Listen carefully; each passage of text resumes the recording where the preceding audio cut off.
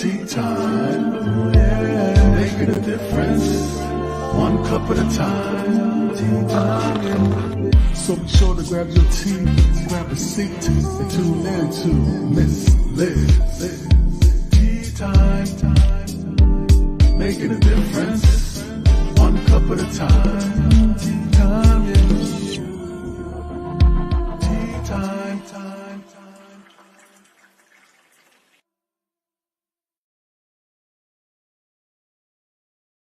Well, welcome to Tea Time, guys. Today we have a special tea time going on. We have two double dippers. That's right. We have two returning guests that are coming back from season 4. They had so much fun the first time, so they're back for the second time. And we're going to dig a little deeper into their teas today and get to know them a little bit more. So if you haven't subscribed to Miss Liz's YouTube channel, please run over there, ring that little doorbell, be notified when all these incredible tea times are coming up, and watch them at your own pace. And give Miss Liz some feedback, because I always love to hear the feedback. So we're going to get started. We're going to do a disclaimer. We're going to do a little bit of bio on Rick, and then we're going to talk about music, peace, snow. We're going to talk about a bunch of things, and we're also going to talk about his TEA today. So let's get started. So the disclaimer for Miss Liz's live tea time live shows. Miss Liz is going live using StreamYard. Before leaving a comment, please grant StreamYard permission to see your name at StreamYard.com. Please be advised that the content brought forward for any tea time show hosted by myself, Miss Liz, is always brought forward in good faith. However, may bring forth dialogues and opinions that are not representative of my platform. The facts and information are perceived to be accurate at the given time of airing. All tea time guests and audience participants are responsible for using their good judgment in taking any action that may relate to the discussion. The content brought forward may include discussions for some where they may be emotionally at risk. It is significant to know that this show is engaging in discussion forums only to offer inspire awareness and connection, and is not providing therapeutical advice. If you have any questions about the disclaimer or the panelist discussion, you may freely contact me, Miss Liz, through my email at bookingmissliz@gmail.com. Moving forward, should you choose to voluntarily participate in today's show in any aspect, I myself, Miss Liz, welcomes you. And should you decide that the show is not made for you at this time, I respect those wishes and will see you at a later date and time. And again, all tea times are done on Thursday, 3 p.m. and 7 p.m. Eastern Standard Time. There is no more morning shows. Miss Liz has removed those. If you'd like to see the morning shows, you can go over to the YouTube channel and check those out.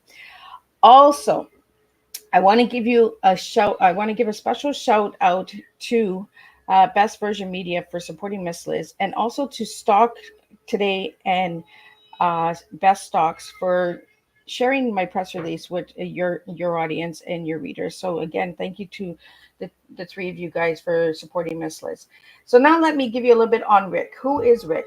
Well, Rick Della Ratta is now considered by many to be one of the finest singers and pianists performing today, and one of only a handful of jazz artists who can make a successful musical presentation to a large audience without having to abandon the true art forms of jazz. Through his lifelong endeavors, advance people to their highest potential through the understanding of jazz, as well as spreading peace worldwide. Through his Jazz Peace World Tour, Rick Della Ratta is considered to be an innovator and a visionary. So let me get Rick in here and let's spill some tea. And I do apologize for any background noise. We do have some stuff going on a little bit above Miss Liz. So let me get Rick in here. Welcome, Rick. Hey, how are you? I am awesome. We were having so much fun in the back that we were like, oh no, we got to get going here. People have trouble with that word there, pianist. Some people say pianist. You were the first one I said that said pianist. Right? My tongue just wanted to roll a little extra. Well, it's a combination of what I am today. I'm a pianist and a panelist on your show. So you invented a new word that perfectly. Well, right, Rick? We talked about double dippers today. Yes, we were turning doubles, right? So absolutely. So Rick, for the listeners who don't know who you are and who haven't seen your first show, tell us a little bit about who you are. Well, I started out actually as a paper boy, and I was delivering the papers in my neighborhood, but at the same time I was studying the piano. And the next thing I knew, my homeroom teacher needed me to play in his son's band that was going to play at all the school dances. And then there was a grown-up group that wanted me to play in their band because they needed a keyboard player. And they were going to sneak me in and out of the, bars and clubs because I was underage. And they promised my mother they'd pick me up and bring me home. So then I had those two things going on. And then the final straw was when my mother asked me to take over for her at the church. And that's when I had to go to the paper boy, the paper company, and say, there's no way I can deliver your newspapers anymore. But before I did that, I did win an award as a paper boy by getting a whole bunch of new customers. And it was like a lottery, and my name got chosen for a ski vacation in Canada.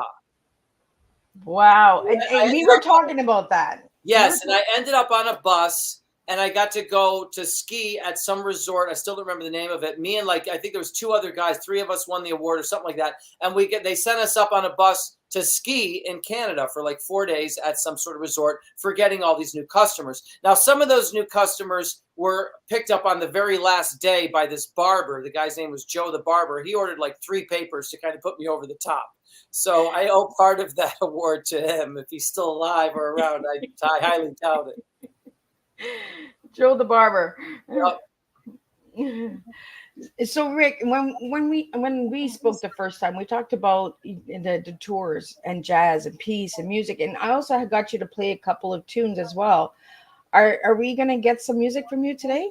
You are, because I don't have any other place to go. This is my desk. You know what I mean? So, it'd be too much trouble for me to create an actual real desk. I mean, my workplace is a piano. I put the computer on top of it, and that's how I did that. It saves money on an office desk, by the way. If anyone wants to learn piano, you could probably take the lessons, and you know what I mean? Just cover it by what you save on an office desk. Absolutely, and it's nice to be different, right? It never occurred to me to have a desk in my whole life. You know what I mean? It's been my desk. I just was sitting in front of one already.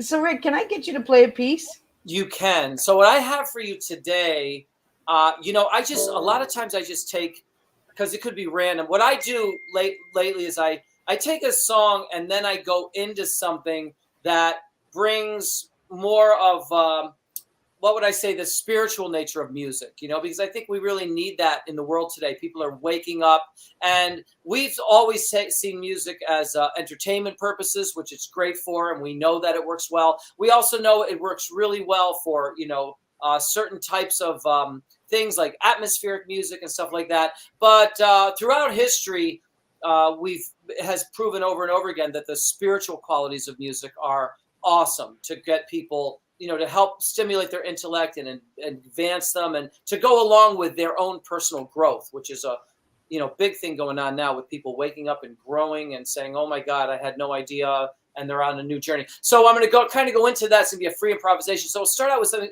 It's a seasonal song called You Must Believe in Spring, because I said I'd have some podcasts coming up. And I asked a volunteer, what do you think I should play? And one of the volunteers said, I loved at some of the concerts you would play this song, You Must Believe in Spring. So I had to go find it. I mean, I couldn't even remember it. And we're going to give it a shot here.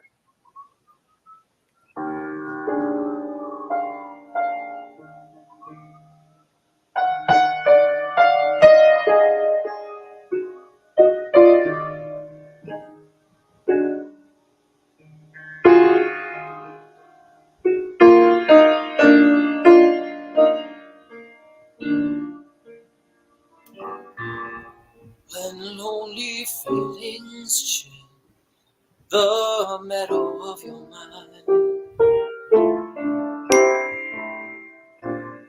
just think, if winter comes, can spring be far behind? Beneath the deepest snows, the secret of a rose is merely that it knows you must believe in spring. just as the tree that should, its leaves will reappear.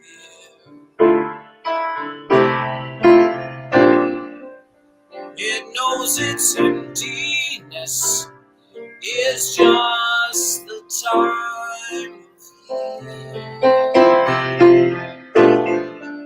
The frozen mountain dreams of April's melting streams. How crystal clear it seems you must believe in spring.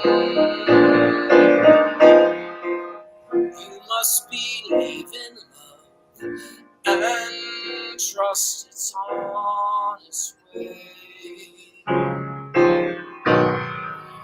Just as a sleeping rose awaits the gift of May,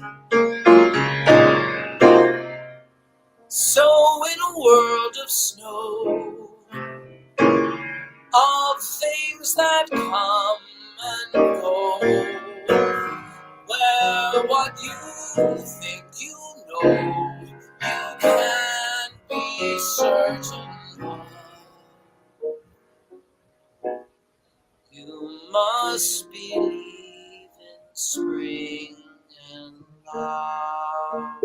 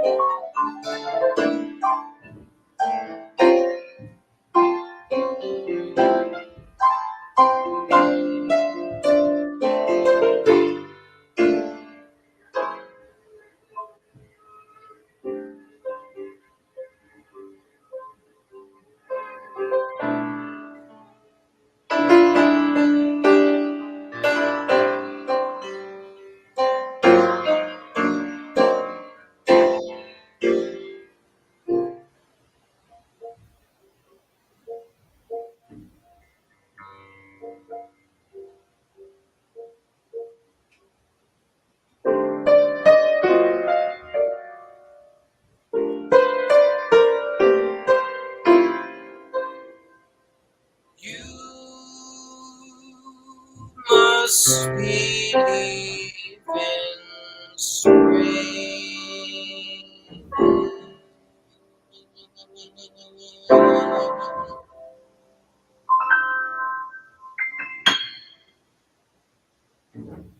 Wow. Thank you so much, Rick. You know what? As you were playing that, I'm doodling words here because I could feel the different presence of stuff. And I could feel like raindrops and rebirth and blossoming and plants and dropping seeds and like little parts, right? Mm-hmm. And we don't talk about spring as growth, as a new beginning. Um, is what does spring mean to you, Rick?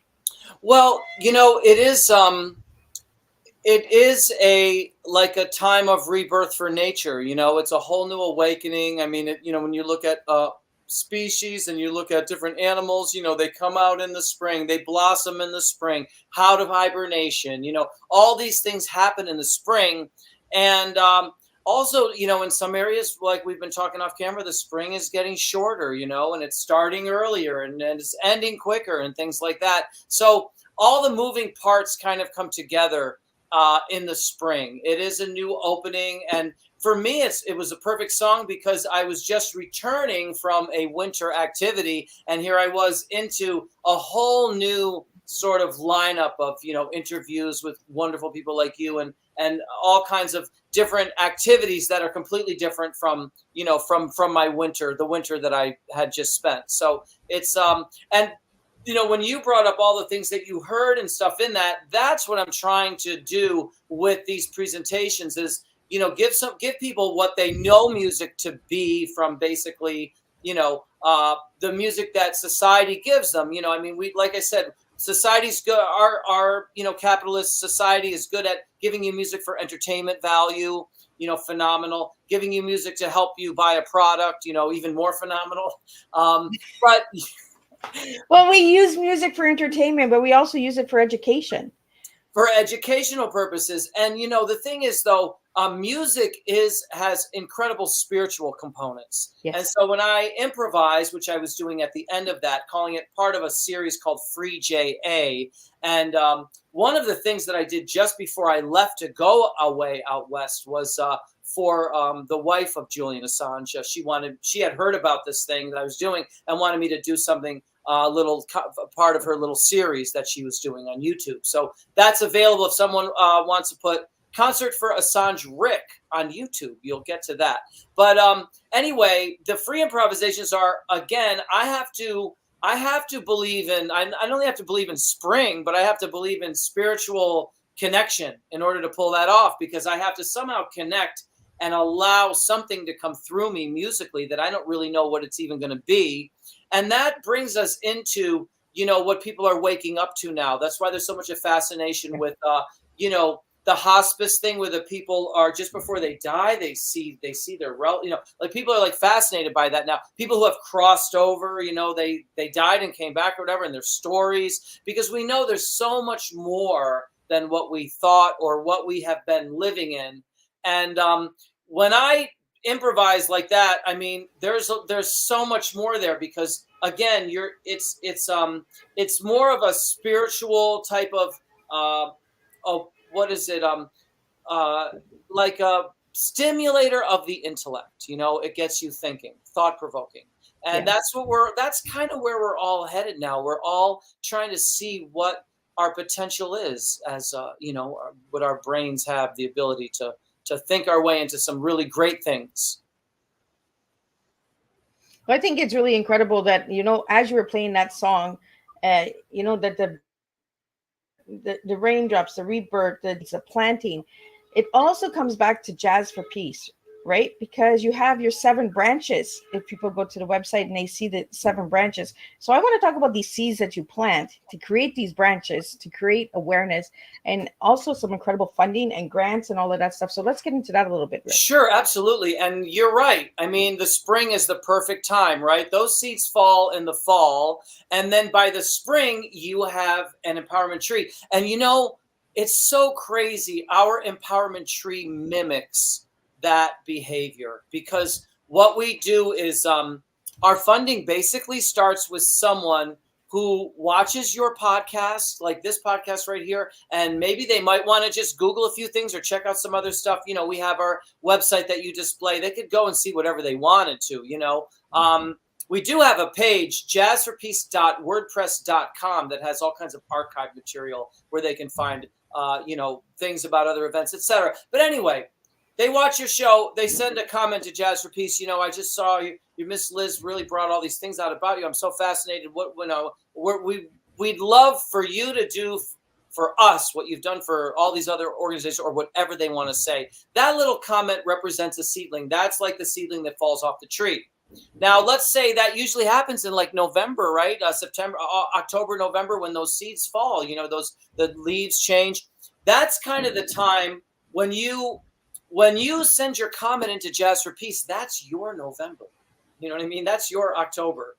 Because November. Yeah, because from there, basically, we work together with you for an event that usually happens about 5 months later.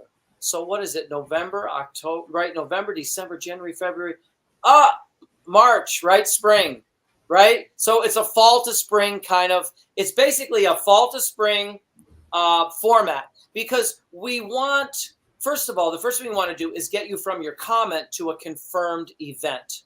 So that comment, in order to do that, we have to grow the roots. So you start out with a comment. It's just a seedling. It's not a root yet.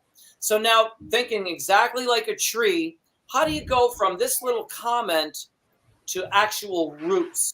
Well, you do it by getting more comments, So basically, we will create like a one-page document for that organization that basically shows where they are now and where they want to be, and how this working with Jazz for Peace on this event is going to help them become more publicized, more sponsored, more, it's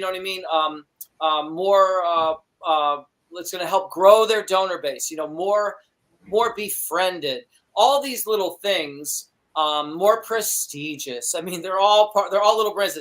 And they're all listed at the top of that tree. It's really jazzforpeace.org/tree that you see a tree. You literally see a tree, and you can literally click on the branches. And branch number 7 says our goal, which is to make you all more in all of those areas. More funded. That's one of them, So more funded, more prestigious, more befriended, all those little branches. And it's more sponsored, etc.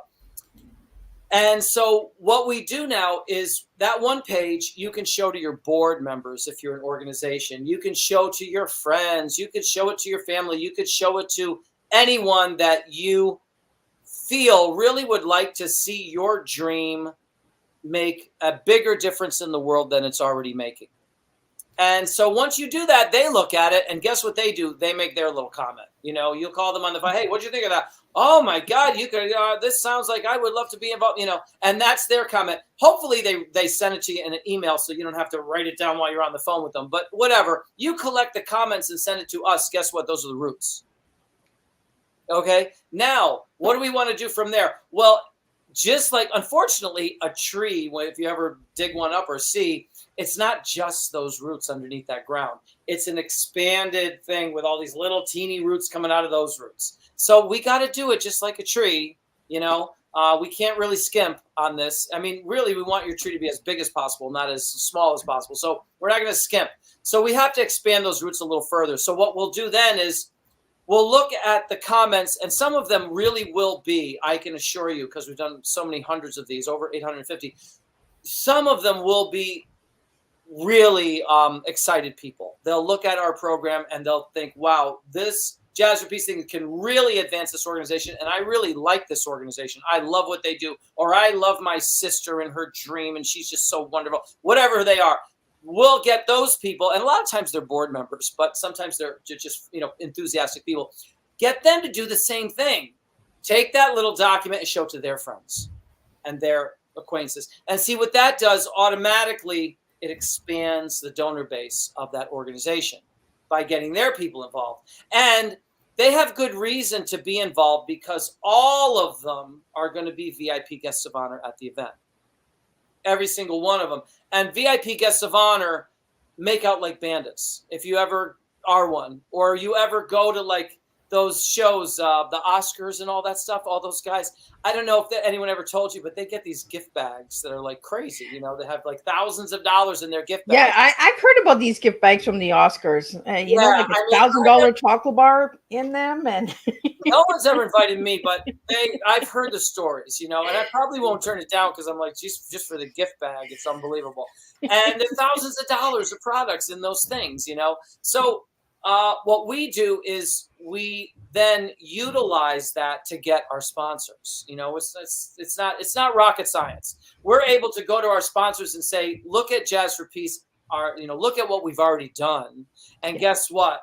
We've got a whole bunch of wonderful, outstanding, top level people in the community that you can promote your products to. You know what I mean? At this VIP ceremony. So anyway, these people now are able to go and pretty much kind of get paid to go to the event, you know, through that process. So from there, we have a confirmed event from the VIPs. So that's why our slogan is help us plant the roots so we can grow your empowerment tree. So you have now helped us plant the roots by this process of you giving your comment and us helping you grow that seedling into the roots. You've helped us plant the roots. Now, with those roots planted, we can grow all of those branches because we have a confirmed event. Once you have a confirmed event, we can go to a venue and say, hey, we got, this is the date, this is the this is the outstanding cause that's you're going to be supporting at your venue by having us at your, all the things that we need to get the venue. From the venue, we can start with local, the local sponsors. And, a lot of these local people, some of them are going to say, wow, I didn't know about that organization right down the street. Well, guess what? You know about them now. They really are who they say they are. They're great. They're wonderful. We're going to stand by them. Why don't you come on board? And at the same time, improve your business, get more people, and so we do that. It's good for them. That's what we tell them. And it is, we had a sponsorship. We had a venue once win an award in New York City just for having the catastrophe. Yeah, they won an award by the Village Voice. And we have it on the link, too. And you can click on it and see this guy. Yeah, I didn't know he was going to win an award. I just said, you're going to be glad because he likes to have world-class jazz anyway. And I said, you're going to be helping an really outstanding cause.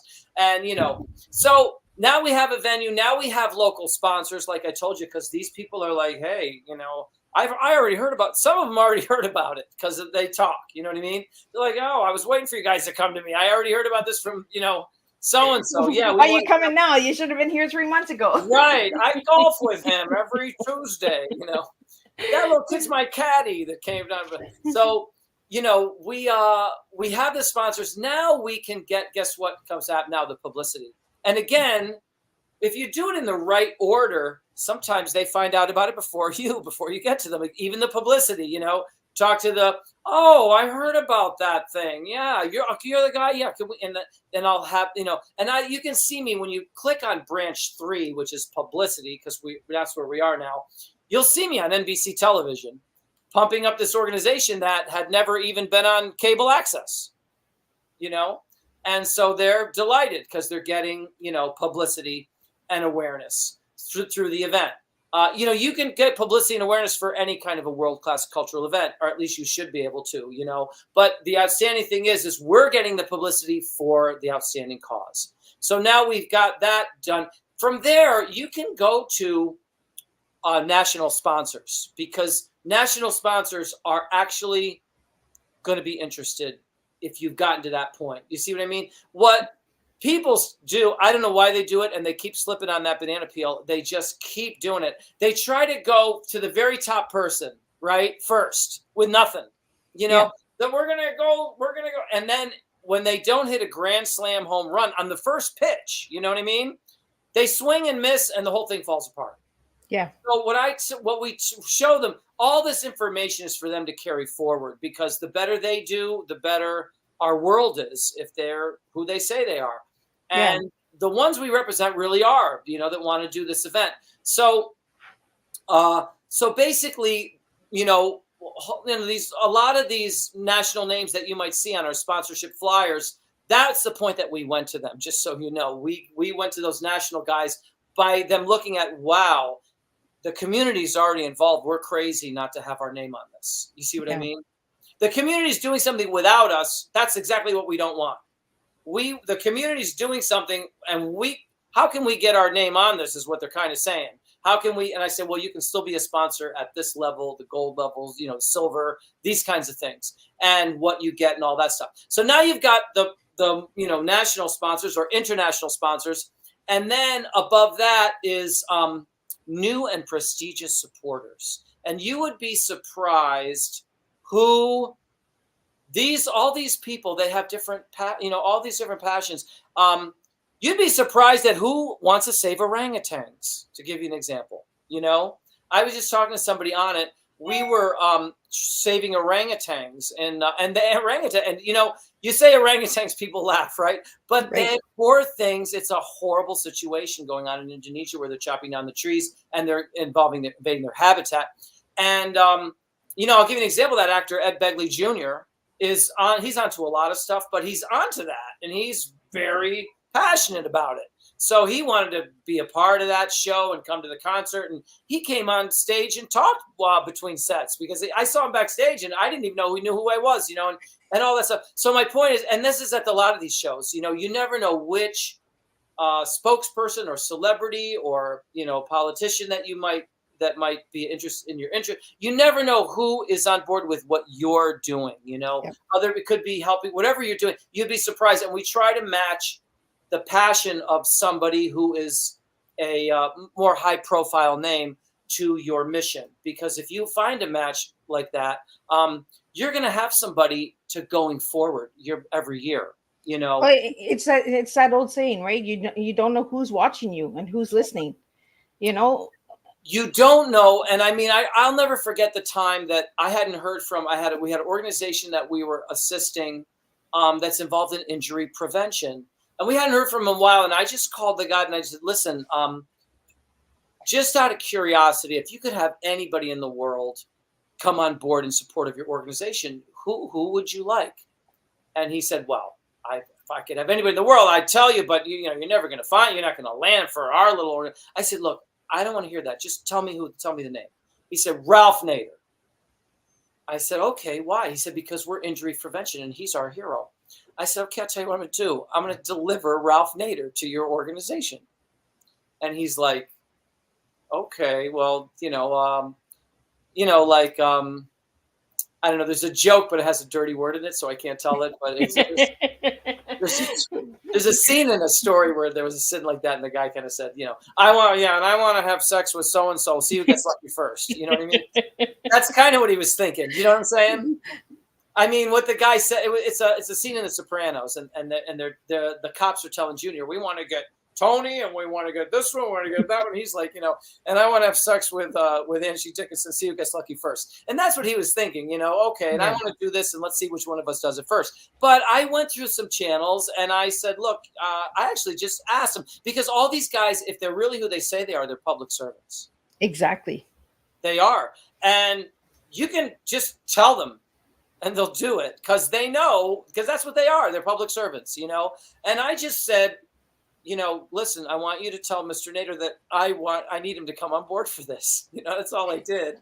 And but if you don't ask, you don't know, right, Rick? But see, here's the thing. That's what they say they are. That's who they say they are. They say they're people who care about the community, all these politicians. So that's who you say you are. I'm just asking you to do what you are. And if you really are that, you're not going to have a problem with me. You're going to say, you know what? I'm going to show you that I really am that person, And it was injury prevention. They had there was synergy there. I got a letter from Ralph Nader, not only telling us how much he loved Jazz for Peace, but that he had researched the organization and he is very proud of their work, blah, blah, blah. So I was able to, and the guy was surprised. But I said, look, you have to realize these people they want to show the public that they're really public servants and not, you know what I mean, on the take, politicians, et cetera, It's an opportunity for them, for everybody. So and then another branch on top of that is fundraising, new fundraising techniques. And that's an opportunity for us to show outstanding causes, fundraising techniques that we've learned from other outstanding causes. and we'll talk about this one, that one, and see which one works, you know. So we'll talk about, you know, gee, you know, here's something we did with this organization, you know, whether it was a silent auction or this or that, and what do you think? And just they'll say, wow, I didn't know that was, I didn't know that technique was, let's try this one, you know. And these are fundraising techniques. Any of the branches can be massive, you know. So the tree grows in its own unique way. This branch is going to grow. This one's going to go be a bomb and grow here. This one's going to go way long, and every single branch looks different, just like a tree when you look out into the same thing. Well, and I think it's really important that we take the baby steps, right? We don't just put a tree in the ground and say, oh, this is the way it goes. And like you said, if you go to the top of the level of the tree without watering the seed, without understanding the branches, you're bound to fail. Well, because a tree doesn't do it. A tree's not dumb enough to do that. So why should we be? You know, right? It just doesn't say, boom, I'm here. It doesn't. But you know, we're trained to think that. We're trained to think, oh, I'm just gonna go to the top of the, no, don't grow any branches if you don't have roots. Wait till you have the roots, because a tree doesn't do it. If a tree doesn't do it, neither should you, because that's what we're growing, an empowerment tree. Absolutely. Rick, I want to talk to you about your book. Is the book out? Did the book come out? Can you talk about it? Yeah, so that book, it is... Oh, it's inches away. The author says it is inches away from coming out.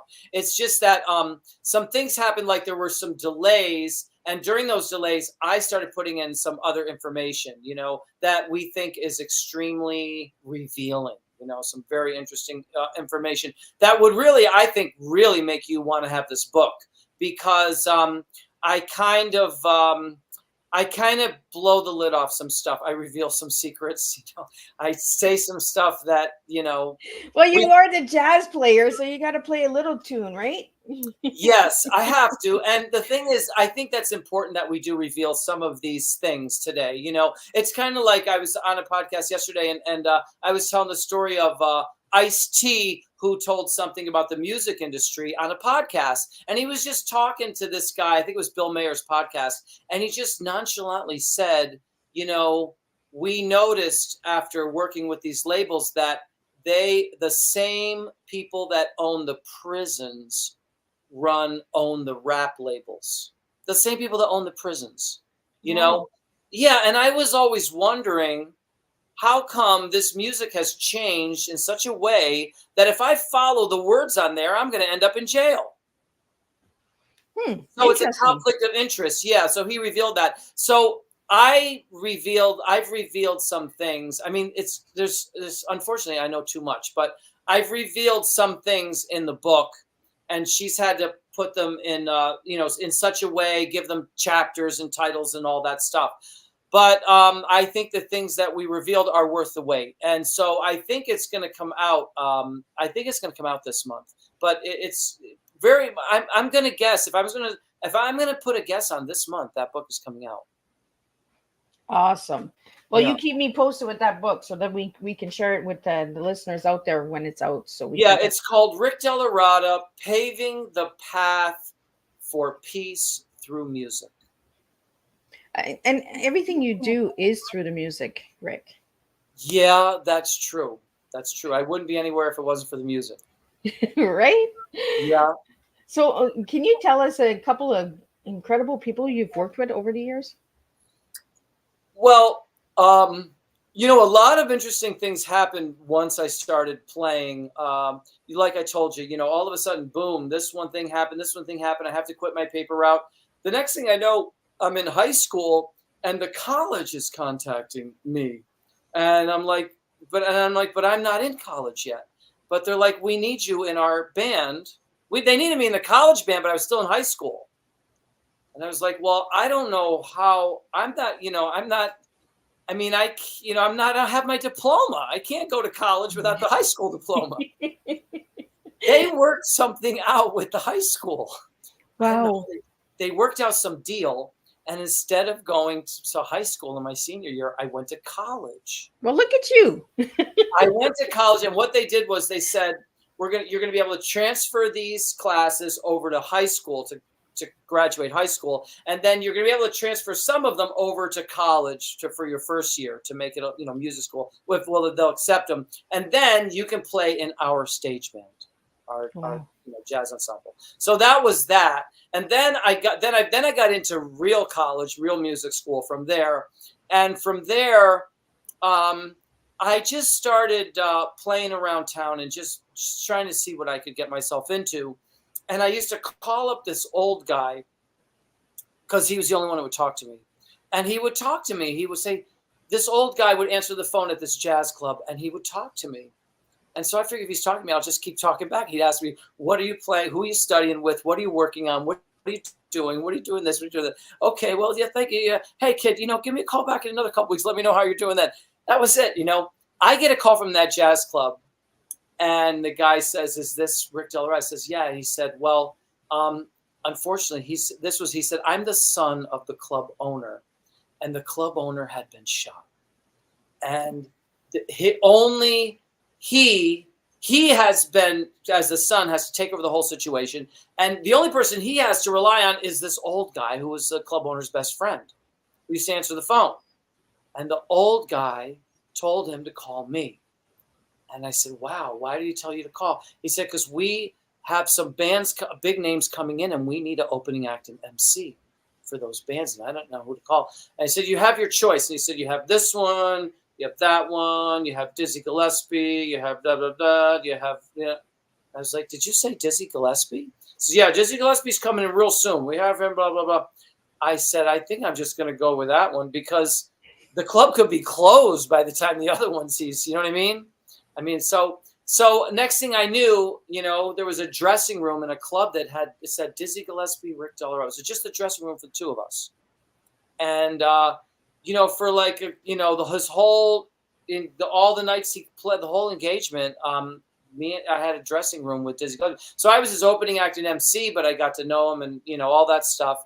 And that was the first kind of well-known name that I had ever, actually worked with and you got to know and been performed with. And for what's really weird is that years later, I received a call once from one of the great bass players in jazz, and anyone in jazz would know this person, but people outside of jazz, it's not a household name. His name is Eddie Gomez, and he was a great bassist. He played with Dizzy Gillespie, but he also played with Miles Davis and Chick Corea and all these big names, and he had played with Bill Evans a lot, who was really known for playing with Bill Evans, a really great pianist, who, I was certainly inspired by. So he calls me up on the phone. He said, "Rick, I have this melody that I wrote about Dizzy Gillespie, a tribute to Dizzy Gillespie." I said, "Oh, that's great." He says, "Yeah, I want to show it to you." I said, "Okay. I'll take a look at it. Why do you want me to see it?" He said, "Because you knew." He said, "I knew Dizzy. I worked with Dizzy Gillespie, and I knew his music.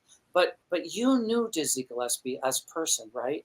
And I said, "Yeah. I used to have the same dressing room with him, and we used to talk about everything from alligator shoes to Charlie Parker, And he says, "Yeah. Well, I want you to write the lyrics because you knew about him as a person." So I wrote the lyrics to that song, and it's called Cheeks. And actually, why don't I just go over those lyrics? You can hear it. If you want to hear Absolutely. All right, so it kind of goes like this. I don't even know. I hope I still remember the melody. He made his name in bebop.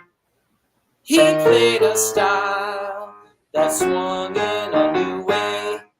But many folks said that it wasn't music. It was just a bunch of wrong notes. But he stuck to it. And then he had time to prove them wrong, and just when they thought they had figured him out, he took a trip over to Cuba, and it was So in other words, what I was telling people that they didn't know, but that Dizzy had told me, was that him and Charlie Parker came up with bebop, but some people said it was just a bunch of wrong notes, and they kept doing it anyway. And he let the music prove them wrong. And just when they thought they had him all figured out, he went over to Cuba and started what is now called Latin jazz. Oh, So that's what that song says. And I was able to say all of that in one chorus because I knew right from the horse's mouth. You see what I mean? yep. Now, then the rest of it goes, and I hope I can remember. Big step for Latin jazz, big step for Latin jazz. Now we broke the knees and love the music. Here's the message. Remember, spend more for all the face. Not a puffy when you play the trumpet. That is what they call the cheeks. And so it goes into a blues, an up-tempo blues. But what I was saying in that verse, which goes by really fast, was that, and it was us. So he took a trip over to Cuba, and it was a big step for Latin jazz. So because it kind of launched Latin jazz, combining Dizzy Gillespie with these Cuban musicians. Okay, so big step for Latin jazz. Now he proved the world could thrive. Now he proved the world could thrive, peace and love and music. So now he was uniting cultures and proving that we could get along and thrive and do positive things together through music. See what I mean? So he was kind of a little bit of a germicide of a germ of Jazz for Peace when he did that. And then after that, they formed something called the United States Ambassadors, and they realized that jazz could bring goodwill to other countries and shed good light on the United States. So he became part of the Jazz Ambassadors, Louis Armstrong and these other people, and they took them around, and that's the first Jazz for Peace. So this guy that I had been placed with was kind of like laid the foundation for us to build on, which is in my Jazz for Peace poem. So he spoke the message with his bent horn. You know, he spoke the message with his bent horn. So here's what it said. The face and the face. So with the bent horn and the face, that got all puffy. So if you saw just he played like that. He got all puffy when he played his trumpet. That is why they called him Cheeks. Oh, that was the name of the song, Cheeks. Wow. Yeah. Interesting. Yeah, so it was fantastic because I combined this great melody that this guy wrote, of his knowledge of Dizzy musically, which he nailed on that melody. And then I was able to put my experience of Dizzy as a person into that with the lyrics.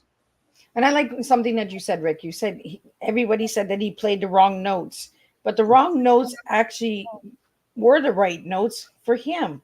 Well, they totally were the right notes. It's just that's the way we, it's a lot of things is not humans, it's human nature, Yeah. And one of the people who was taken aback and said it sounded like a bunch of wrong notes was actually Louis Armstrong, who then reassessed it after he said he let the music guitar kept playing. And then after a while, Louis Armstrong came on board with it. So you have to realize there's going to be that, sometimes the people that you wish would be on your side right at the get-go might not right away. Yeah. They might have their reservations and all that stuff, and they might be the last to come on, or they might come on somewhere on the road on the journey. Absolutely. Well, Rick, we're almost at the end here, and I want to get your tea in before we forget about the tea, because this is why we're here. We're here for tea, right? Mm-hmm. And you gave me the words truthful, empathetic, and Altruistic? Yes. I had trouble with that word the last time, and I have trouble with it again. Can you tell me why you gave me those 3 words for your tea? Okay, so, well, truthful for the first letter T is because in all honesty, everything we do is built on honesty. So when we ask for a comment, we don't want you to copy somebody else's comment and send us what the Red Cross said. We just want your honest words. They could be good, they could be bad, they could be indifferent. We don't care as long as they're honest. Just say what you feel, because we're going to go all the way forward with honesty. The bottom line is you're getting this inner wealth from your contribution, and that's what makes us humans. You know what I mean? And that's why it's kind of dehumanizing some of the behavior that's causing people towards addiction and towards all of these psychological problems and these issues with war and all the traumatization and PTSD and all that crazy stuff. That's taking a more dehumanizing path. But as a humanizing path, we're people who want to really, we want to see our unique contribution to society realized, so that not only can we help others, but enrich our own spirit doing that. So that's the first one for truthful. Well, and it's part of your book as well, because you said you spilled some truths. So, you're being truthful with the book. Well, it's really part of the book now. So, and when that book gets released, you'll see it's the last chapters. It's about, a handful of those last chapters at the end that you'll see some real amazing revelations, amazing stuff. So you have that, and then you have empathy. Well, empathy is very important.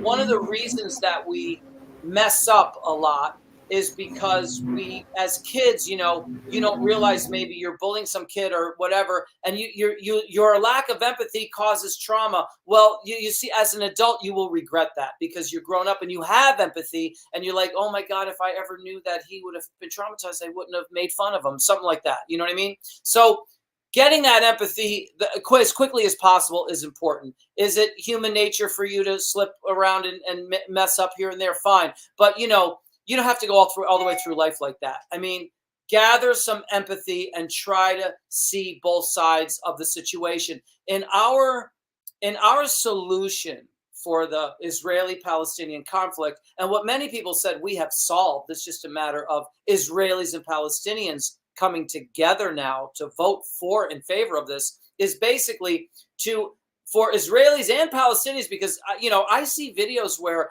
Israelis are so traumatized about what's going on, and they're traumatized at that they don't want all of this war and genocide and all this killing. So you've got both parties, and what we want to do is have them both vote for a ceasefire with the funds that are already allotted for wartime purposes to be redirected to outstanding causes to benefit both of the societies, both of these people. And you know what? We feel, after working with Israelis and Palestinians for over 20 years, starting with our consulate at the United Nations in 2002, of which many people have weighed in on, from Barack Obama to the Prime Minister of Kenya and everybody in between, we feel that they'll both vote in favor. They'll both vote for the same thing, and that is to have these funds redirected to start healing all of them. Heal. Let's do good. Let's help the Israeli people. Let's help the Palestinian people by directing these funds accordingly as they have voted in favor of it together. So that's empathy, right? So that's why that one's important. I mean, you can solve the biggest problem in the world with empathy, which I just demonstrated that we did. Yep. The last one is altruism, because you know what? I didn't say that one time. I didn't say that with you because I was still questioning. People used to make fun of people that were altruistic because they thought you were out of touch. If you're part of the, if you're going to survive on this planet, you got to throw that altruism away. You got to get tough here, and you got to be a tough guy, and you got to get in the boxing ring. You got to, beat your way forward. And the bottom line is, as people wake up, altruism, you know what? In the big picture, we're not even altruistic enough. Wow. Because the stuff we're finding out now about what a little part this is, you know what I mean? And these things with people that are discovering in the afterlife, and people who die and come back, and the stories they're telling, and the things that we're learning from other, about these pyramids and all these things that we're learning, other societies and other advancements and stuff. We're crazy not to be altruistic, because we're limiting our potential for possibilities, and that's why what Jazz for Peace said a lot, people always said we were too good to be true. They always said that. Well, look at the things that are too bad to be true. Look at 9/11, which I witnessed on top of my 5th floor walk up in, the East Village, less than a quarter of a mile away. Look at what I witnessed. If anything too bad to be true can be true, so can something too good to be true as a response. So we Absolutely. have to consider the fact that not only were we doing the right thing by being altruistic, but we weren't even being altruistic enough because we were hesitant. I was hesitant. I didn't want people to think I was crazy, even though I was just because I was altruistic. But I didn't want to stop being altruistic. I knew that. But now I want to come out of the closet and say we're actually not even altruistic enough. And I like it because you know how I like uniqueness. I like to be different, and I like the flow of opening those doors for the possibility of the endless of being different. If we put ourselves all in the same box, we're not actually making a difference. We're just um, what's the word I'm looking for here, Miss Liz? Come on. We're just running on a hamster wheel. Right, and we're all doing the same pattern, we're all doing the same system, there's no growth, there's no new seeds that are being planted, right? The roots are not being grown. Nothing's growing. You're just running around and getting nowhere. You're expending a whole lot of energy for nothing in return in that world, and that's the world that you need to get a return in order to rejuvenate your own spirit, right? And you need to plant new seeds. Like if something's not working, plant a new seed, plant a new tree, because sometimes the tree, it might have had some kind of, bad chemicals that were added to the seed. Sometimes we have to rebirth ourselves, and that's what you did at the beginning of the show. Is with the song, is with the spring, and the rainwater and the rebirth and the planting of seeds. And that's what I got when you played that song, Rick, was that it's okay to rebirth ourselves, it's okay to do different, it's okay to plant a new seed, plant a new tree. Get to know your branches. Don't just focus on the big tree itself, focus on the little branches that are connected to it. And that's what Jazz for Peace is. It's a bunch of different branches that are all coming together and making this incredible tree of empowering others. Yes, and grow the tree within this proven successful model so that we actually get a tree at the end. You know what I mean? Because this model has been proven and tested over and over again, and every time something good comes into it, we pass all that information forward. So that's why when we say help us plant the roots, you're really going to get a tree if you help us plant those roots. I don't know if it's going to be a bush or a redwood, but you're going to get a tree. Once we have the roots, we're going to grow something together, and it's going to advance you, closer from where you are now to where you need to be. Well, and you might have a small tree, and then a year later have a bigger tree, right? Because it takes time to build that tree. We've done that with many organizations. We've had many organizations say, we didn't get it all. We didn't understand it. Now that the event's over, we get it. And we want to grow a big one over here in Sun Valley or wherever it was, where there's some other place that they have a division. So, Rick, what final words do you have for everybody today? I would say my final words are take a look. Start maybe now that you've seen what we've done in these 25 years or almost 25 years. Start considering some of the solutions that we have now, because by helping all these causes, we now have literally come across solutions. When I started on 9/11, I had things that I knew to be true. I knew that the art form of jazz and music in general could basically break through any kind of anything that could possibly divide human beings, from race to nationality to creed to language, anything. It could break through those in a positive way. But now, from helping all these outstanding causes, I know that we could solve, some of the biggest conflicts in the world, as I had explained on that. I also know that we can, with technology, boost altruism, which is going to boost our possibilities for amazing things to happen. So, for an example, we have technology now that can, let's say it can flip a burger, or let's say it can do a job that a human being's been doing. Now, a lot of people are worried, oh, that's going to take my job away, and then I'm not going to have a job, and then I'm going to starve to death. No. This is what you can do. You can take the money from that, because it's still generating the income, and now we can investigate your passion in life, rather that you've been holding back because you've had to go in there and flip that burger or whatever it was you were doing all those hours. You know what I mean? Who are you really? And probably inside you is the seed of an amazing passion that you might have to save pigeons. You know, it could be anything. I mean, these people with these passions, they could do so much more than I could do in that division, you know. And there are organizations like Jazz for Peace, for one, that will help you if you want to save turtles in Akumal, Mexico. Jazz for Peace can help you. I only say that because we've already saved over 2 million turtles in that place.